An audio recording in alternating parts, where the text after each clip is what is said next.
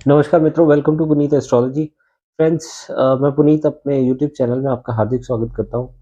दोस्तों, हमने 2.5 लाख से ज़्यादा व्यूज़ हो चुके हैं हमारे चैनल पे और 3,000 से ज़्यादा सब्सक्राइबर हैं। तो मैं ये आपसे रिक्वेस्ट करता हूँ, प्लीज़ आप ज़्यादा से ज़्यादा शेयर करें और चैनल को ज़रूर सब्सक्राइब करें ताकि हम लोग ये चैनल ग्रो कर सकें, जिसके थ्रू हम एस्ट्रोलॉजी घर-घर तक पहुँचाएँ, सो दैट आजकल का माहौल कुछ ऐसा है जिसमें एस्ट्रोलॉजी बहुत मदद कर सकती है। तो दोस्तों, आप अगर अपने हॉरोस्कोप एनालिसिस करवाना चाहते हैं तो आप मुझसे कांटेक्ट कर सकते हैं मेरा नंबर या ईमेल के थ्रू।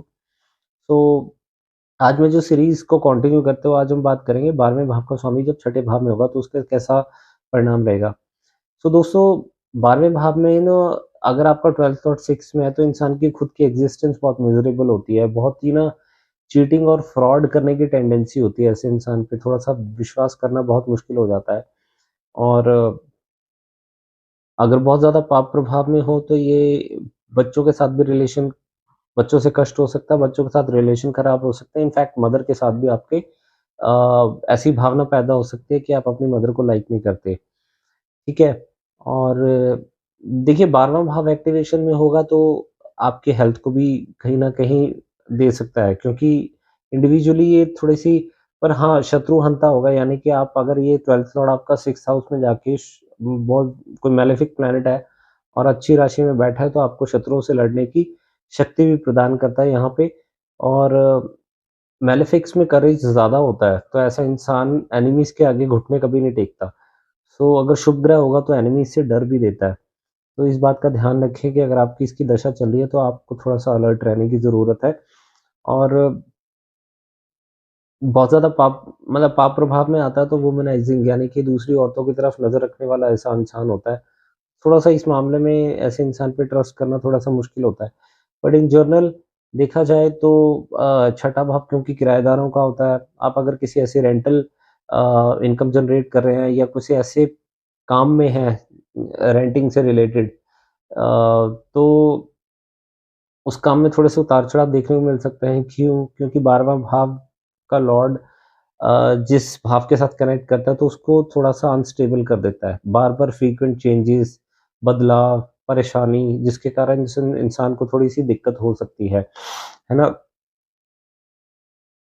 क्योंकि आपकी, देखिए, इस प्लेसमेंट के साथ मेरा सजेशन ये है कि आपकी मैरिड लाइफ़ को अगर आप बचाना चाहते हैं तो don't discuss your disputes, marriage disputes with your enemies. छठा भाव आपकी छठा भाव की दशा में जो भी लोग आते हैं जनरली बहुत अच्छे लोग नहीं होते वो। क्योंकि छठे भाव की दशा में इंसान अ, ऐसी संगत में रहता है जहाँ पर उसको लोग अच्छे नहीं मिलते, तो जिसके कारण उनकी प्रॉब्लम्स बढ़ सकती है। तो ऐसे लोगों की संगत में जाएँ, स्पेशली ऐसी अपोज़िट दशा चल रही हो ना, तो ऐसे लोगों को चाहिए कि वो कोई गुरु धारण कर लें, क्योंकि आप जब सत्संग में जाते हैं या ऐसे माहौल में जाते हैं तो आपको अच्छे लोग मिलते हैं। जब अच्छे लोग मिलेंगे, तो वहाँ पर आपकी प्रॉब्लम्स ऑटोमैटिकली कम हो जाती हैं।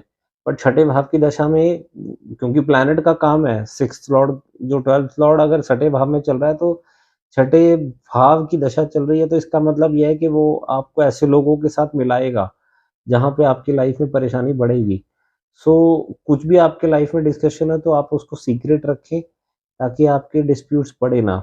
अपनी प्रॉब्लम का सॉल्यूशन खुद निकालें या अपने फैमिली मेंबर्स या क्लोज़ लोग हैं, उनको ही आप डिस्कस करें, जिससे आपकी प्रॉब्लम्स को कम होना कम हो। अब आपका 12वें भाव का स्वामी 12वें भाव को देखेगा तो आपका 12वाँ भाव तो प्रोटेक्शन में है, बल मिल गया उसको, क्योंकि अपनी सप्तम दृष्टि से वो 12वें भाव को देख रहा है।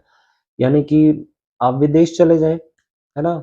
विदेश जाकर आप बहुत कुछ अच्छा कर सकते हैं, क्योंकि 12वाँ भाव आपका स्ट्रॉन्ग है। आपकी नींद स्ट्रॉन्ग होगी, है ना?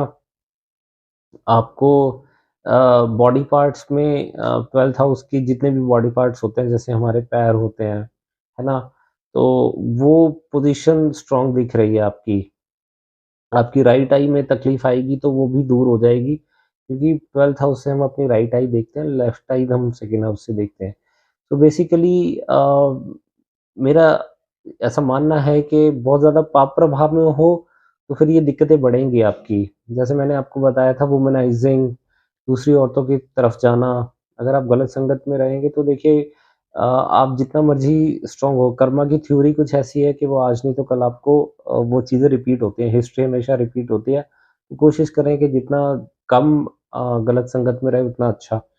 डिस्प्यूट्स से गुजरना पड़ सकता है, but you will overcome all the disputes, क्योंकि विपरीत राजयोग में है।